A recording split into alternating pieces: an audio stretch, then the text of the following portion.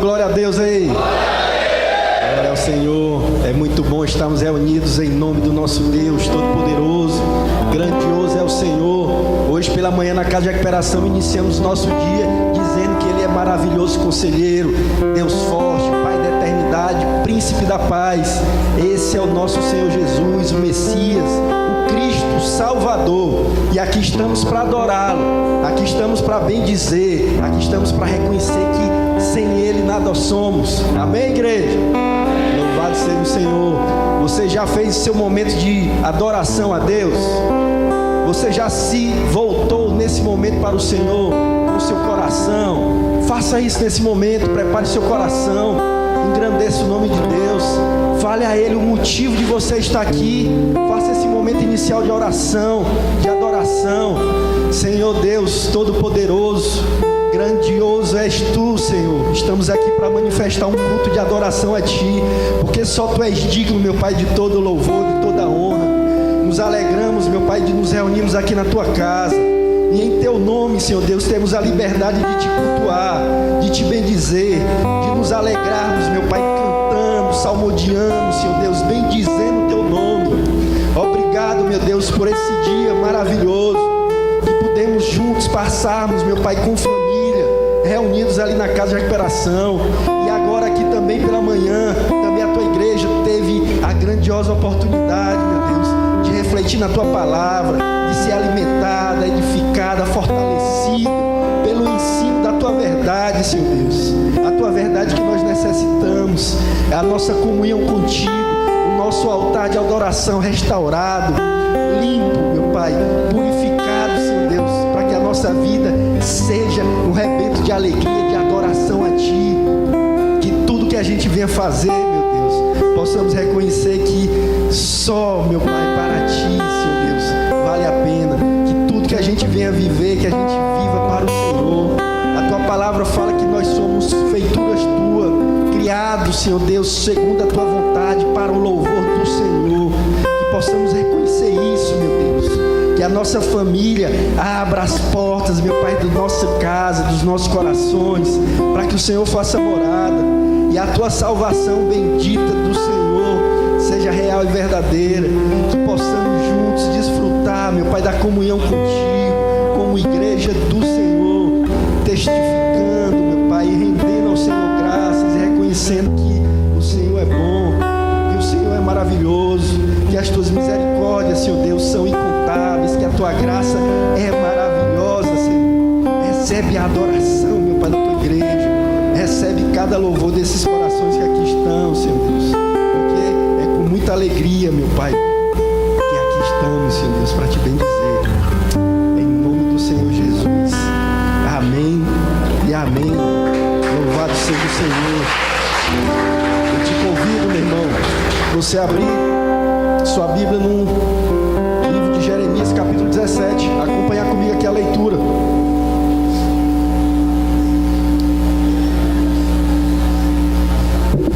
Jeremias capítulo 17, e vamos fazer uma leitura juntos. Quando falar igreja, a igreja faça a leitura do texto. Diz assim a palavra do Senhor, Jeremias 17, 5. Assim diz o Senhor: maldito o homem que confia no homem, faz da carne mortal o seu braço e aparta o seu coração do Senhor. Igreja,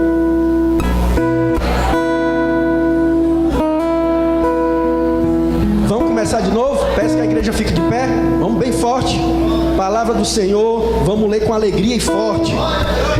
Porque será como um arbusto solitário no deserto. Amém. 17 diz assim: bendito o homem que confia no Senhor. Todos, vamos lá. Bendito o homem que confia no Senhor e cuja esperança é o Senhor. Por quê? Porque ele é como uma árvore plantada junto às águas, que estende as suas raízes para o ribeiro e não receia quando vem o calor, mas a sua folha fica verde, e no ano de sequidão não se perturba nem deixa de dar fruto.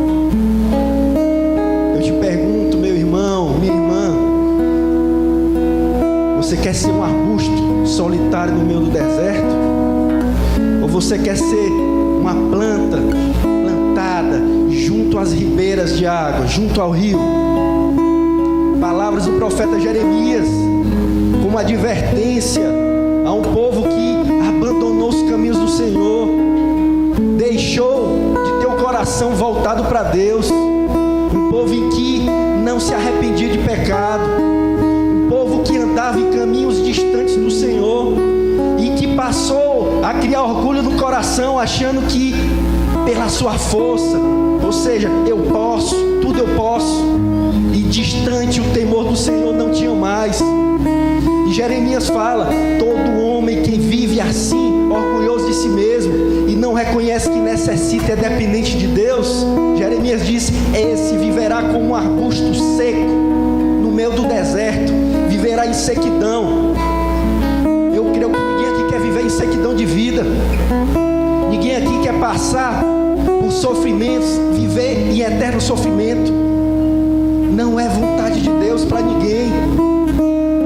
O Senhor fala que há pessoas cujo coração e a esperança é no Senhor, deposita em Deus a sua confiança. E Jeremias diz que essas pessoas serão comparadas como um arbusto verdejante, uma planta verde que é plantada junto às águas, que não seca, que no tempo da sequidão está firme e vai dar o fruto. Eu te pergunto, meu irmão, como você quer viver? Na minha Bíblia diz, nesse texto, dá um título chamado O Pecado Engana e Destrói. Aqui Jeremias fala que o coração do homem é enganoso e que Deus sonda os corações, e Ele retribui a cada um segundo o seu proceder. Diz assim Jeremias: Deus não muda. Precisamos reconhecer que o caminho do pecado, o salário do pecado é a morte, mas o dom gratuito de Deus em Cristo Jesus é salvação. E é a escolha que temos que fazer. Tem pessoas que aceitam o pecado na sua vida, conhece a palavra de Deus, sabe que o caminho que tem seguido é um caminho de morte e de destruição, mas a pessoa acomoda esse pecado na sua vida e diz: não, isso é besteira, eu vou seguir. Assim esse povo vivia. E eu te digo, meu irmão, nesse tempo de Natal, onde o nome de Cristo, o Salvador, é anunciado, entregue a sua vida ao Senhor, volte-se para Ele, engrandeça a Deus, deseja viver como um arbusto verdejante. Jeremias, ele pediu por socorro: cura-me, Senhor, e serei curado, salva-me e serei salvo, porque Tu és o meu louvor. Assim faça do Senhor o seu louvor, a sua adoração. Eu te convido, igreja do Senhor, adore o nosso Deus no seu coração, abra sua boca, proclame ao Senhor grandiosas coisas, se alegre na presença de Deus. Vamos cultuar o nosso Senhor. Amém. Aleluia. Permaneça de pé. Você que está sentado, se coloque de pé nesse momento. Vamos nos render diante do Senhor. Vamos adorar a Ele. Aleluia. Isaías 9:6 diz: pois já nasceu uma criança, Deus nos mandou um menino que será o nosso rei. Ele será chamado Conselheiro Maravilhoso, Deus Forte, Pai da Eternidade, Príncipe da Paz. Aleluia. Ele será descendente do rei Davi, e o seu poder como rei crescerá, e haverá paz em todo o seu reino, e as bases do seu governo serão a justiça e o direito, desde o começo e para sempre. Aleluia. Aleluia, Jesus. Ele é o nosso Deus forte. Aleluia.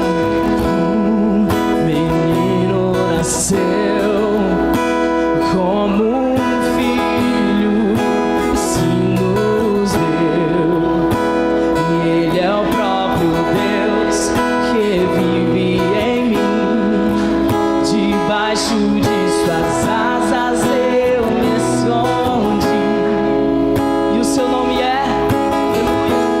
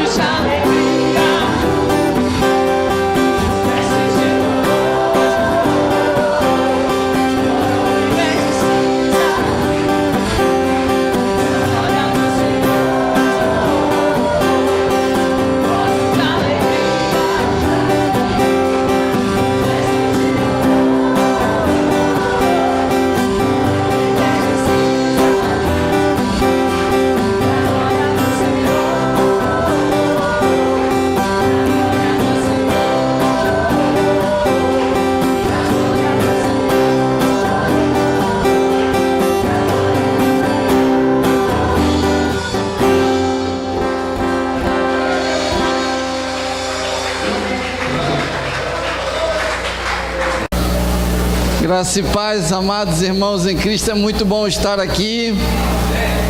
É um momento de muita alegria. Hoje pela manhã nós estivemos lá na Casa de Recuperação, na confraternização de final de ano dos alunos e familiares. Tivemos mais de 220 pessoas lá. Irmãos, foi muito bom, muito bom. Essa semana, na verdade, foi uma semana só de boas notícias. Eu já falei para os irmãos que eu passei a semana retrasada, uma das piores semanas aqui em Fortaleza, só recebendo notícia ruim. Mas eu tenho a convicção de sempre quando a gente recebe notícia ruim, alguma coisa ruim, é porque tem uma coisa boa para chegar. Sabia? Os mananciais são sempre antecedidos de grandes desertos, os oásis da vida. E por isso, na semana retrasada, eu fiquei meio angustiado, mas eu busquei ao Senhor, que eu tinha convicção de que um dia eu estaria aqui no púlpito proclamando aquilo que Deus havia prometido no início do ano. E hoje eu estou aqui para dizer para todos vocês que a notícia chegou. A Receita Federal aprovou, tá bom? Então, para a glória de Deus, aquela bênção que a gente estava esperando da Receita Federal foi aprovado. Nós não sabemos o que vai ser, tá? Mas o que vier vai ser bênção, amém? Essa semana também, o pastor Rubem ligou para mim e falou: olha, eu tenho mais uma notícia para dar para vocês. Vocês foram contemplados com mais 2 carros também que nós recebemos. Irmãos, olha, é bênção sobre bênção, né? Então Deus é fiel, maravilhoso, tremendo. E nesse final de ano nós estamos aqui para agradecer a Deus, para nos regozijarmos no Senhor. E hoje, com a formatura dos atalaios, daqui a pouquinho nós vamos estar aqui glorificando a Deus pela vida desses jovens. Mas antes, eu gostaria de transmitir uma mensagem de Deus para a sua vida, para o seu coração, que se encontra lá em Lucas capítulo 2, 41 em diante. Se você puder abrir a sua Bíblia, nós vamos falar um pouquinho sobre crescendo assim como Jesus. Lucas 2, de 41 a 52. Assentado como você está, mas em reverência ao Deus da palavra, eu gostaria de ler esse texto bíblico, tá bom? Acharam? Lucas 2, 41 até o 52. Diz assim: o menino Jesus no templo. Todos os anos iam seus pais a Jerusalém à festa da Páscoa. E tendo ele 12 anos, Jesus, subiram a Jerusalém, segundo o costume da festa da Páscoa. E regressando eles, terminados aqueles dias, ficou o menino Jesus em Jerusalém, e não soube José, nem a sua mãe Maria. Pensando, porém, eles que viria na companhia pelo caminho dos amigos, andaram o caminho de um dia, e procuravam a Jesus entre os parentes, entre os conhecidos, mas não achavam. E como não o encontraram, voltaram para Jerusalém o caminho de um dia, em busca dele. E aconteceu que, passados 3 dias, o acharam no templo, assentado no meio dos doutores, ouvindo-os e interrogando-os. E todos os que o viam ficaram admirados da inteligência de Jesus, bem como das suas respostas. E quando viram José e Maria, maravilharam-se e disseram, e disse sua mãe a Jesus: Jesus, por que você fizeste isso conosco? Eis que eu e o teu pai José estamos ansiosos, estavam te procurando pelo caminho. E disse-lhe Jesus: por que é que vocês estavam me procurando? Não sabiam que eu estava tratando dos negócios de meu pai? E eles não compreenderam as palavras que Jesus dizia. E assim, Jesus desceu e foi com eles até Nazaré, e era-lhes submisso. E a sua mãe guardava todas as coisas no seu coração. Que Deus possa abençoar essa palavra linda aos nossos corações, amém? Amados, esse texto é um texto maravilhoso, tremendo, fantástico da palavra de Deus. Eu sou um verdadeiro apaixonado pela Bíblia. O período de Natal é um período maravilhoso que fala sobre o nascimento de Jesus. É interessante que todos nós sabemos que durante 400 anos Deus se calou para o povo, até que um anjo chegou para Maria, dizendo: Maria, salve, salve, você é felizarda, bem-aventurada, de ti nascerá o Jesus. E ela ficou perplexa, e o anjo falou: Gabriel, calma, porque você conceberá do Espírito Santo, mesmo não sendo casada. E o texto bíblico de Mateus, Marcos, Lucas, João, diz que ela acreditou, ela creu, e ela foi até Isabel, subiu a montanha, nós falamos no domingo passado, encontrou Isabel com 6 meses de gravidez, e quando ela chegou, quando saudou Isabel, mensagem passada, um menino em Isabel saltou, mexeu, e Isabel proferiu: salve, salve, Maria, bendita sois vós entre as mulheres, bendita és tu, Maria. E a partir dali, Maria, de fato, de direito, reconheceu, ratificou então a promessa de Deus, e ela desceu as montanhas depois que João Batista nasceu de Isabel, encontrou José. Na lição passada nós falamos que José ficou meio preocupado, porque a barriguinha dela talvez estava crescendo, e ele era noivo, não teve nada com ela, e ele ficou preocupado, até que o anjo falou: calma, José, que o que está na barriga de Maria é do Espírito Santo de Deus. E a partir daquele momento José acreditou, creu, e ele que intentava deixar Maria, ele casou-se com Maria, mas não teve relações com ela, porque ele acreditava que aquela era promessa, era um plano do Senhor. E descreve o texto bíblico que houve um recenseamento, e eles saíram para Belém, para lá, de fato, cumprirem esse recenseamento. Em chegando lá, a hospedaria, os hotéis estavam lotados e não tinha onde ter o menino. Ela teve dores de parto até que não tinha lugar, e Jesus nasceu onde? Numa estrebaria e numa manjedoura. Não tinha lugar para Jesus na estalagem. O Filho de Deus nasceu sem luxo, sem nada, sem berço, sem nada, sem edredom, sem chá de panela, simples. Chá de panela? Chá de bebê, chá de fralda. Faz tanto tempo que eu casei que eu nem lembro mais, né? Sem chá de fralda, sem nada, e ali está o menino Jesus nascendo na manjedoura. Enquanto ele estava lá, Deus manda anjos que falam para os pastores que estavam trabalhando na madrugada: vai lá, porque nasceu o Redentor. E naquele mesmo instante, um montão de anjos glorificou, exaltou o nome de Deus, e eles chegaram lá e encontraram o menino envolto em panos na manjedoura. E assim foi o nascimento de Jesus.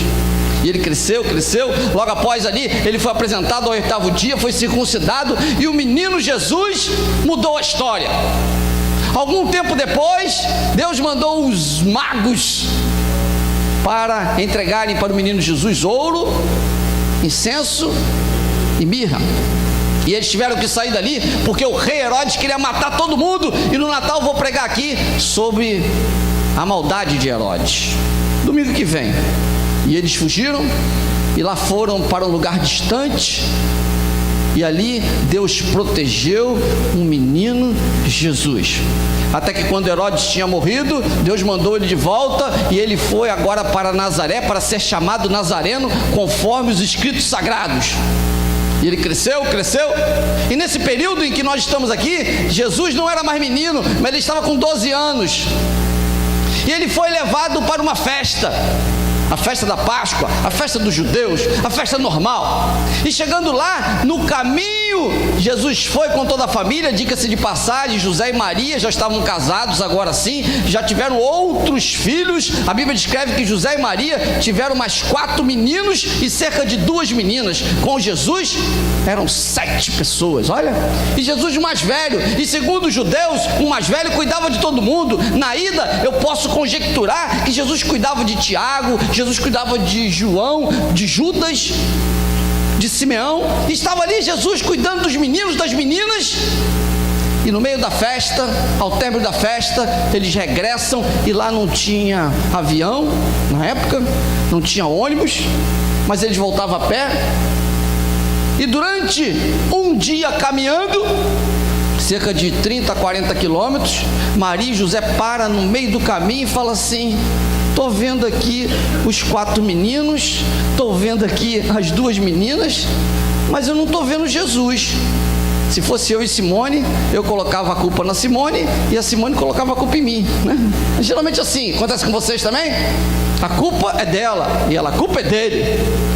Fato é que Jesus não estava ali. Eles voltam e ficam procurando Jesus cerca de 3 dias, desesperados. Alguém teve uma luz e falou assim: vamos tentar achar e procurar lá no templo. Aonde estava Jesus? No templo, interrogando os doutores, perguntando. Segundo o texto bíblico, ele falando, todos ficaram perplexos. E Maria olhou para Jesus e falou: Jesus, por que você fez isso conosco? Nós estávamos te procurando, nós voltamos a viagem, teus irmãos, tuas irmãs, teu pai, todo mundo te procurando, Jesus. Onde você estava? Aí Jesus responde assim, abro aspas: não sabiam que eu estava cuidando das coisas de papai? Meu querido, nesta tarde eu gostaria de aplicar esta frase, a saber, cuidando das coisas de papai. Diga assim: cuidando das coisas de papai. A minha pergunta é: o que você está fazendo com as coisas que Deus tem colocado em suas mãos? Como você tem administrado aquilo que Deus tem colocado em suas mãos? Jesus estava com 12 anos, era um menino ainda, mas ele, em meio a tantas outras coisas que tinha para fazer, ele estava preocupado com as coisas de Deus. E nesta tarde / noite, neste primeiro culto, antes da formatura dos atalaias, eu gostaria de lançar para você essa questão: você tem cuidado de que forma das coisas que Deus tem colocado em suas mãos? Esse mesmo texto, no finalzinho, diz que todos olhavam para Jesus e viram que Jesus estava crescendo em graça, em sabedoria, diante de Deus e dos homens. O texto bíblico mostra que o crescimento de Jesus era um crescimento exemplar, que todos nós precisamos ter. Embora tendo uma infância normal, como você teve, eu tenho, ou tinha, né? Eu agora estou aposentado, né? Estou velho. Embora nós já estejamos numa faixa etária diferente dessa faixa que Jesus estava, mas eu gostaria de dizer que é necessário, se faz necessário, alguns investimentos. Alguns padrões de vida precisam ser revistos. Nós estamos vivendo num mundo em que os nossos princípios não estão sendo os princípios de Deus. O texto bíblico descreve aqui, lá no último verso, veja lá, se a Martinha puder colocar aqui, que diz assim, que Jesus ia crescendo em sabedoria. Está no verso 52. Veja na sua Bíblia que Jesus crescia em sabedoria. O que significa sabedoria? Sabedoria quer dizer saber, inteligência, erudição. Amados, Jesus, ele crescia nessa área. Eu participei da formatura da minha filha essa semana, não vou falar qual o colégio que está sendo filmado aqui, mas tivemos um culto e no horário do culto, era o culto à tarde e a formatura à noite. Na hora do culto à tarde, alunos no mesmo ano da minha filha que estariam ali se formando, estavam recebendo a notícia que estavam reprovados. E o psicólogo que teve que dar essa notícia, que era meu conhecido, chegou para mim e falou assim: olha, que notícia ruim. Quando eu dei a notícia para o menino, ele quase desmaiou. Eu tive que chamar o pai do menino para que ele viesse até a escola para pegar o menino. Tal era o estado do menino. Meu querido, eu gostaria de dizer para você que o que falta em nós é essa questão do crescimento na área da sabedoria, do conhecimento. E quando eu falo no sabedoria e conhecimento, não estou falando do sabedoria escolar, do conhecimento escolar tão somente, não. Eu estou falando no sentido geral, crescimento em sabedoria. O que falta em nós é isso. Tem gente que não sabe administrar nada. Sabedoria em relação à administração. Tem gente que na área espiritual não tem discernimento algum. Falta sabedoria na área espiritual. Tem gente que na área financeira não consegue administrar um salário mínimo. Sabedoria na área financeira. Conhecimento. Desenvoltura. Existe um personagem no Antigo Testamento cujo nome era José. Ele tinha um sonho, ele era sonhador. Ele falou: um dia eu vou ser um grande homem, um dia meus irmãos estarão diante de mim. E ele era um homem chamado sonhador. E os irmãos ficaram com inveja dele. Esse camarada, vamos vender ele, vamos matar ele. Venderam. E lá José, vocês conhecem José do Egito, foi vendido, foi escravo. Depois ele cresceu. Quando ele estava num momento auge da vida dele, a mulher do patrão dele queria seduzi-lo, e ele falou: não vou cair nessa, eu vou ser servo do Senhor, eu não vou entristecer o Senhor. E o que ele ganhou tendo essa sabedoria de Deus? Ele foi para a cadeia, durante 2 anos ele permaneceu lá, e a história vocês todos conhecem. Mas uma coisa eu gostaria de destacar: esse homem, José, era um homem sábio. Até que o rei teve um sonho e chamou todos os sábios da época, todo mundo, e o texto bíblico descreve que não tinha ninguém. Até que alguém falou assim: eu conheço um camarada sábio, um camarada inteligente, e foi chamado José. E José interpretou o sonho do rei. E o rei falou assim: quem que eu vou colocar para administrar esses 7 anos de fartura e os 7 anos de seca? Quem é esse homem sábio? Quem é esse homem sábio? Aí José na frente do rei: não sei não. Aí o rei falou: a única pessoa sábia que eu vejo, que tem a sabedoria de Deus, é você, José. Você que estava na masmorra, você que estava na cadeia, agora vai receber o meu anel. Sabe por quê? Porque você está crescendo em sabedoria. Meu querido, nós precisamos de pessoas assim. Porque tem gente que administra bem as suas coisas, mas nas coisas do Senhor é um fiasco. Não consegue administrar nada. Meu querido, nesta noite eu gostaria de dizer para você que Jesus crescia em sabedoria. Ele era um menino normal. Ele tinha os irmãos, tinha as irmãs, ele cuidava de todos. Ele tinha as atividades comuns de um judeu. Aquilo que você tem hoje aqui no Brasil também, ele tinha. Se tivesse que servir com 18 anos, ele serviria. Ele estava na época dele. Ele obedecia tudo. Ele aprendeu a profissão do pai, carpinteiro. Mas era atestado que Jesus crescia em sabedoria. Ele desenvolvia, ele se aprimorava, ele aperfeiçoava, ele interrogava, ele perguntava. Isso falta em nós. Nós estamos muitas das vezes acomodados. A sabedoria que vem do alto, ela vem do alto, mas ela tem que ser buscada, porque Deus não vai fazer com que você esteja dormindo lá te dê sabedoria, não. Quando Salomão, ele diante de Deus, olhou para Deus, Deus falou: pede o que quiseres que eu te dou. Ele não pediu dinheiro, não pediu riqueza, ele pediu sabedoria, e Deus o deu. Mas Salomão era sábio porque ele buscava, ele estava com Deus, ele investia no Senhor, ele saía da zona de conforto, ele tinha um entendimento. As mulheres trouxeram os filhos para Salomão. E aí, Salomão, nós temos 2 filhos, eu e ela. Um filho morreu e o outro está vivo, e as duas estavam brigando para dizer que o filho vivo era de uma delas. Ninguém queria o filho morto. E Salomão falou: tá bom, vamos lá, vamos resolver isso. Não tem teste de DNA, não tem nada, não tem exame de sangue. Vamos fazer o seguinte: vamos cortar o menino no meio, cabeça para um, pé para o outro. Aí a mãe verdadeira falou: não, eu não faça isso. A outra: eu quero a cabeça. Aí Salomão falou: não, você não é a mãe verdadeira, vai para lá, vem para cá a mãe verdadeira.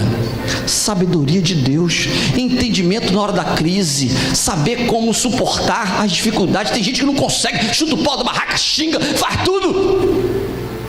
Jesus crescia em sabedoria. precisamos crescer em sabedoria. Em segundo lugar, além de Jesus crescer em sabedoria, descreve o texto bíblico, ele crescia em estatura. Quer dizer o que é estatura? Estatura, de fato e de direito, é o corpo, é a altura, é o porte. Jesus era pequenininho e depois começou a crescer. E esse crescimento, eu posso conjecturar que é uma maturidade. Ele crescia, ele não era mais menino. 1 Coríntios diz que quando eu era menino, falava como menino, discorria como menino, mas logo que cheguei a ser homem, acabei com coisas de menino. Quando eu era pequenininho, lá na minha igreja em Nova Iguaçu, 11 anos, eu era pequenininho, menino. 12 anos, namorei Simone. 12 anos namorando Simone. Rapaz, 13 anos, namorei umas 20 meninas. 14 anos, fui crescendo, mas depois, quando eu era menino. Mas o namoro daquela época era o quê? Estou namorando você de mão dada. Hoje em dia, meu irmão, só Jesus. Naquela época o namoro era bilhetinho. Não é? É piscadinha. Mas quando eu era menino, fazia coisa de menino. Mas a gente tem que amadurecer. A questão é que tem gente que está fazendo as mesmas coisas de menino. Estava conversando com um jovem hoje. Pastor, estou apaixonado. De novo, é a 20ª que você está apaixonado, menos de um ano. Não, pastor, agora eu estou amando. Isso não é amor não, meu filho. Eu não aprovo, eu reprovo.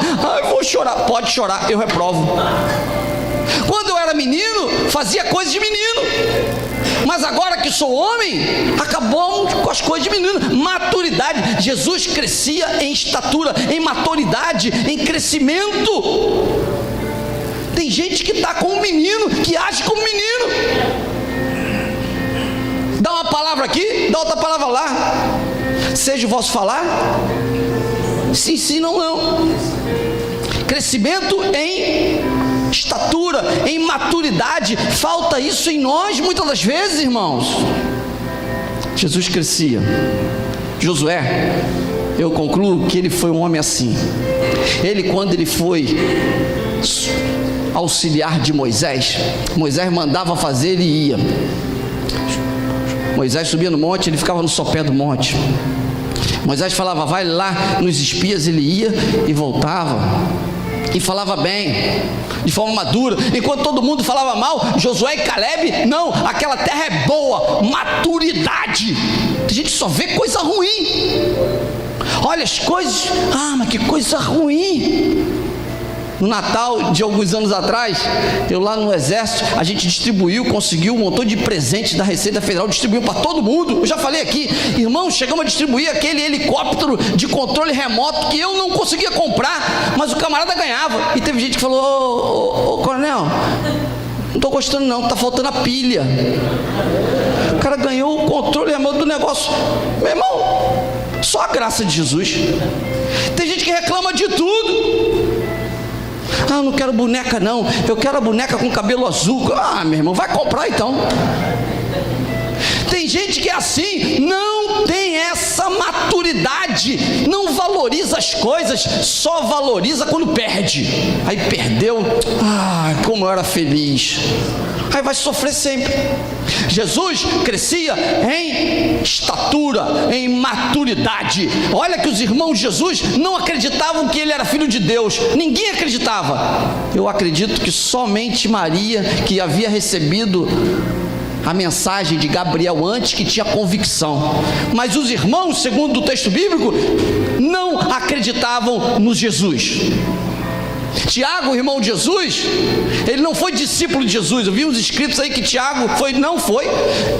Tiago, ele foi aquele que escreveu depois que Jesus havia morrido, ressuscitado. Aí ele falou, rapaz, não é que meu irmão era filho de Deus, eu não sabia. Maturidade. Se fosse eu, já tinha mandado prender meus irmãos. Senhor, mas Jesus tinha maturidade. Passava por lutas, passava por dificuldades, mas sabia administrar as crises. Tem crente que não sabe administrar as crises. E para finalizar, eu gostaria de dizer que Jesus, ele crescia em sabedoria, em estatura, e eu gostaria de concluir que ele crescia na graça de Deus e dos homens. O que é graça, meu irmão? Graça é simpatia, estima, apreço, boa vontade. Olhe para mim, todo mundo gostava de Jesus. Ah, pastor, mas alguns queriam crucificar, sim, porque tinham seus interesses pessoais. Aqueles que não gostavam de Jesus, porque estavam perdendo o espaço na sociedade, os líderes religiosos. Mas os doentes, os enfermos, os moribundos, todo mundo gostava de Jesus, queria estar com Jesus, não largava Jesus por nada. O texto bíblico escreve que Jesus crescia na graça de Deus e dos homens. As pessoas estavam do lado de Jesus, queriam Jesus. Tem crente que é malquisto, ele chega, todo mundo sai, ele se acha o Todo-Poderoso. Jesus não era assim. Existe um personagem no Antigo Testamento chamado Jabes. Já ouviram falar? Jabes, lá no texto bíblico, descreve que, lá em 1 Crônicas 4, de 9 a 11, que Jabes era o mais estimado de todos os irmãos.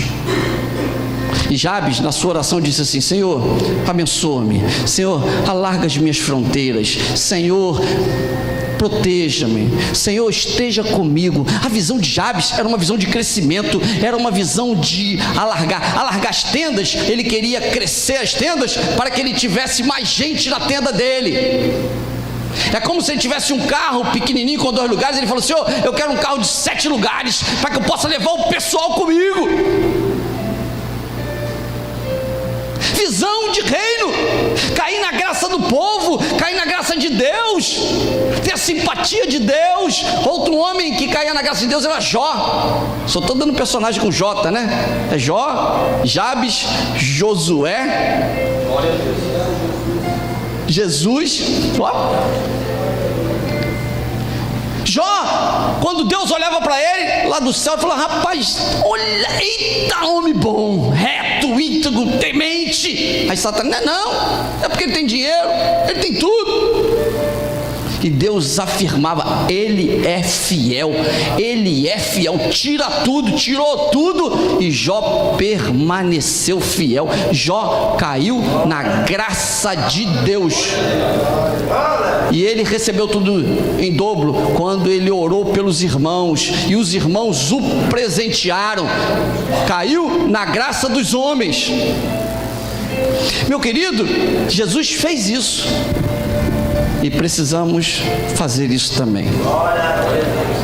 Crescer em sabedoria, em estatura, graça diante de Deus e dos homens.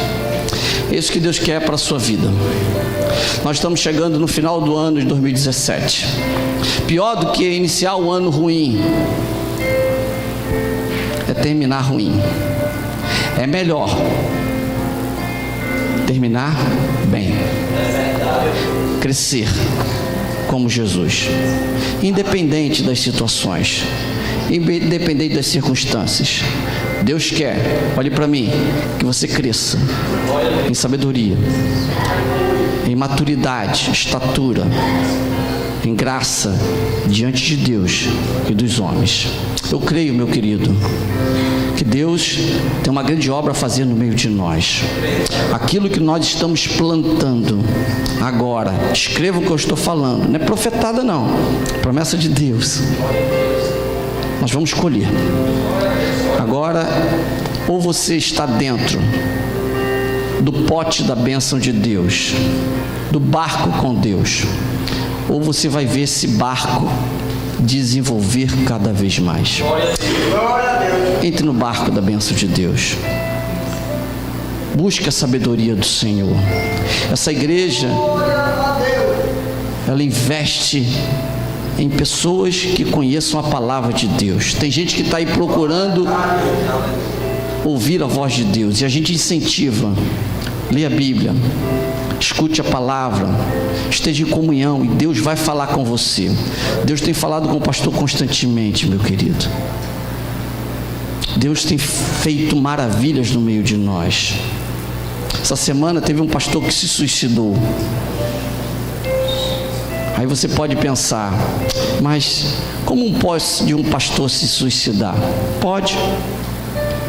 Porque pode ser pastor, pode ser ovelha, pode ser todo mundo. Se não estiver na presença do Senhor, se não estiver crescendo em sabedoria e graça, em estatura diante de Deus e dos homens, nós seremos religiosos, apáticos. E não é isso que Deus quer. Deus quer pessoas compromissadas. Deus não quer também tão somente um templo cheio de pessoas. Ele quer pessoas que cresçam, que desenvolvam, que tenham sabedoria, que tenham discernimento. Porque não adianta estar aqui na igreja hoje e amanhã estar infiltrado ou mergulhado no pecado. Não é isso que Deus quer. Deus quer que você cresça, desenvolva, tenha sabedoria, tenha discernimento, tenha maturidade, que caia na graça dele e na graça dos homens. Muito mais do que você ficar falando do Evangelho, é você viver esse Evangelho. Se você estiver vivendo esse Evangelho, eu não tenho dúvida que você será um canal de bênção para dezenas e centenas de pessoas. A Shema está aqui para mostrar o Shema, o Deus, o único Senhor. Glória a Deus. Nós não estamos aqui para mostrar uma doutrina batista. Nós estamos aqui para mostrar um Deus que cura, que salva, que liberta. Um Deus que requer de nós, em contrapartida, um crescimento em sabedoria, em estatura, em maturidade, em graça diante de Deus e dos homens. Eu digo para você que eu tenho encontrado muitos jovens da casa de recuperação aí fora, transformados, libertos, trabalhando. Mas eu gostaria de dizer para vocês que Deus tem grandes obras a realizar na nossa vida. Às vezes você que está aí pode estar pensando assim: ah, mas eu não estou nas drogas, eu não usei nada. Mas meu querido, Deus tem uma obra na sua vida. Eu louvo a Deus, porque onde abunda o pecado, superabunda a graça. Hoje eu sou o que sou, porque eu passei por muitas dificuldades na vida. Deus forjou o meu caráter, passei por uma dificuldade tremenda. Hoje o Bruninho está em São Paulo, sozinho lá, fazendo a segunda prova, sabiam?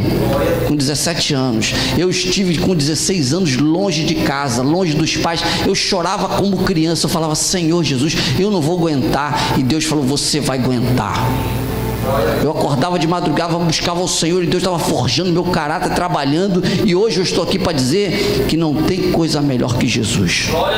Porque se você não estiver crescendo em sabedoria e graça diante de Deus e dos homens, meu querido, você pode ser até um grande empresário, mas você vai ser infeliz. Você pode ter uma conta bancária grande, mas você vai ser infeliz. Você pode ter uma família numerosa, mas você vai ser infeliz. Mas se você colocar sua vida diante do altar do Senhor, se você estiver crescendo em graça, em sabedoria, diante de Deus e dos homens, você pode não ter nada, você tem tudo.